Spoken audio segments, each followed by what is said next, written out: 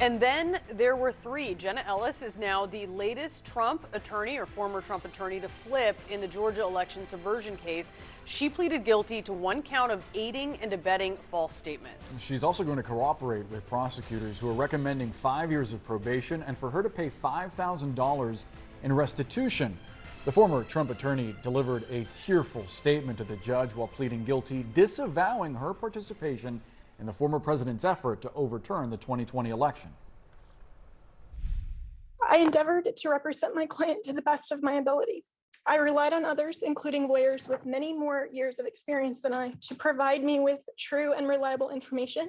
What I did not do, but should have done, Your Honor, was to make sure that the facts the other lawyers alleged to be true were in fact true. In the frenetic pace of attempting to raise challenges to the election in several states, including Georgia, I failed to do my due diligence. I believe in and I value election integrity. If I knew then what I know now, I would have declined to represent Donald Trump in these post-election challenges. I look back on this whole experience with deep remorse. That tearful admission comes after last week's guilty pleas from former Trump campaign lawyers Sidney Powell and Kenneth Chesborough. Let's get some legal perspective now with CNN legal analyst Elliot Williams. Elliot, if you're on Donald Trump's legal team, they continue to claim that this is a political hit job. It's hard to do that when your own former attorneys are pleading guilty. That's exactly it, Boris.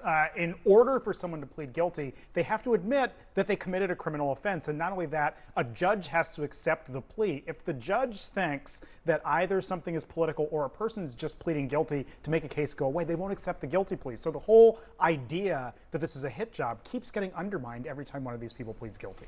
This, if I knew then what I knew now, I mean, we all knew then Yes. what she knows now, or should have then. It was widely available to her. Yeah. She was doing interviews where she wasn't in a silo. She was confronted with the information right in that moment over and over and over again, including by Bill Barr. Is she a witness that is really going to work for the prosecution? Well, yes, insofar as she's an attorney who would have had private conversations with the defendant and Rudy Giuliani and others. The thing that's really hard to stomach, which is what you're getting at in the question too, Brianna, is this idea of, well, I didn't exercise due diligence. If you're an attorney, you have one job, and that is to exercise due diligence on behalf of your client. And when people are coming to you with claims, you have a duty to check them out and vet them. And now all of a sudden, once you've been charged with the crime, are starting to come to Jesus about it. It is nonsense. And I think it's fair to say that many of these folks knew exactly what they were doing at the time they did it. You made a point to emphasize Rudy Giuliani Yeah. there. How much trouble does this mean for the former New York mayor? I think certainly trouble, maybe even more so than the former president, only insofar as she interacted with Rudy Giuliani directly and would have been engaged with him on any number of things. It's always hard in these big RICO conspiracies to tie it to the person all the way up at the top. But when one person's testifying, they can testify against other co-defendants. And I think Rudy Giuliani is probably the person here that she's most tied to. Now, look. This is not great for Donald Trump. Anytime you're charged with other defendants in a criminal proceeding and they start pleading guilty, it just gets more likely that they're going to have evidence against you. And we're looking at maybe, you would think there would be others who might plead guilty in this Georgia case, but even so, just now with three former attorneys, what does this mean in the federal election subversion case? Because of the fact that this is all election subversion and facts as alleged in Georgia, also irrelevant to the federal election case, these folks may have testimony to provide there. And who knows, perhaps they're having conversations with Jack Smith and the prosecutors who are bringing the federal election case. It's just not, I mean, I know it sounds a little cute and coy, that it's just not great, but it's really not good when your folks start pleading guilty, and it can play in the other case as well. Elliot Williams, thanks so much for the expertise. Appreciate it. Joining us now for more on this, former federal prosecutor for the Southern District of New York, Jessica Roth, and CNN legal analyst and former U.S. Attorney Michael Moore. Michael, what do you make of this today? Well, I'm glad to be with all of you. I mean, it's significant anytime that you have co-defendants agreeing to testify against their other co-defendants.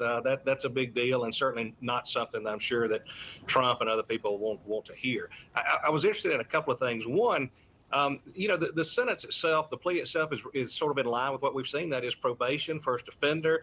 In fact, the state has agreed that this would not be a crime of moral turpitude, meaning it can have things like not affecting her law license and those things. So it was interesting to see that. But I was also interested to see how far away they stayed from actually talking about Donald Trump.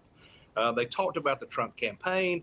They talked about other lawyers giving advice. But as an individual, as a person, you didn't hear much information about specifically the former president. So I think probably Ms. Ellis's plea will have more of an impact on people like Rudy Giuliani, maybe Mr. Eastman, lawyers that she basically put the finger toward when she said, I wish I had listened to and maybe not paid as much attention to lawyers that were more senior to me. So I think those people have probably more to fear, more concern at this point. From a political standpoint, she did say if she knew then what she knows now, she would not have worked for Donald Trump in the election case. From a purely political perspective, I guarantee you that is not something that Donald Trump, who's headed to a New York courtroom today, Yeah, exactly. that's not something that he wants to hear. Jessica Roth, to Michael's point, though, on who else might be in the most jeopardy from this Jenna Ellis plea deal, it has to do, the specific deal, the aiding and abetting of making false statements in writing, that has to do specifically with the December 2020 hearing before a Georgia legislative subcommittee where Rudy Giuliani was there. So if you have one person who was there saying, yeah, I did false stuff, how potentially threatening is that to the other person who was there, Rudy Giuliani?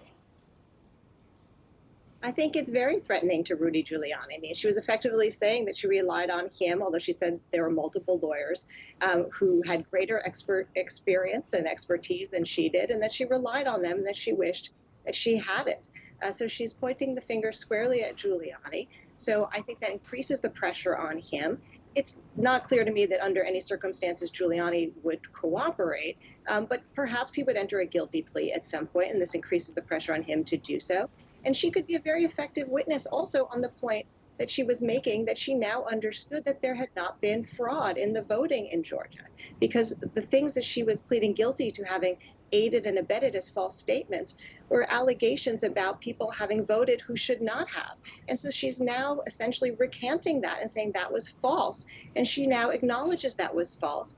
And so her testimony, even in a case against Trump and others, about how she's come to understand that those were false allegations, I think could be very powerful in the legal case against them with respect to knowingly engaging in conduct to overturn a lawful election, but also, frankly, politically, to have somebody acknowledging those were false allegations of fraud. Yeah, I was in the middle of it. I was the one pushing, saying these, this many false ballots and this and that.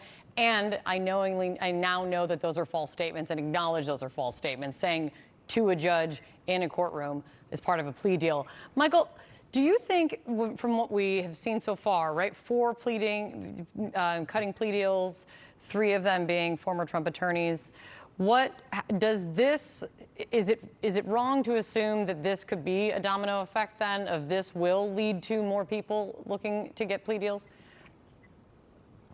Well, I mean, I think the plea deals that have been offered, basically a first-year lawyer would advise their client to take this deal. No jail time, no record. You can have first offender. This will be sealed after a period of time. I mean, these are pretty easy decisions to make when you're going there. And if you're looking for the domino effect, we're really, with these particular defendants, we're not at the top of the domino line. We're sort of starting down middle and below.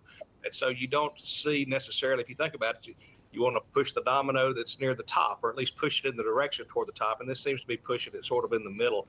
And I will point out, too, even as she talked about the other lawyers and the advice she got, remember that that's exactly what Donald Trump is going to say. And that is, I relied on people to tell me what to do. I relied on lawyers. I relied on political consultants. I relied on people close to my campaign. And that's her excuse. And you can count on that's going to be the excuse that you hear from people higher up the chain. And so, it's laying out the case. But again, it's a good day for the state when you have somebody in a indicted charge plead guilty and admit some things. But I don't know that we're necessarily at the top. This plea may put pressure on Giuliani. It may put pressure on Eastman. It may put pressure on other people. And then they may need to feel some additional pressure if they want to plea, and that puts pressure going up the line of the dominoes, if you will. But it's significant. Anytime somebody pleads guilty in a case and agrees to testify, the prosecution, I'm sure, feels like it was a good day. Yeah, it's still a long way from over, which is very true, for sure. It's great to see you both. Thank you very much.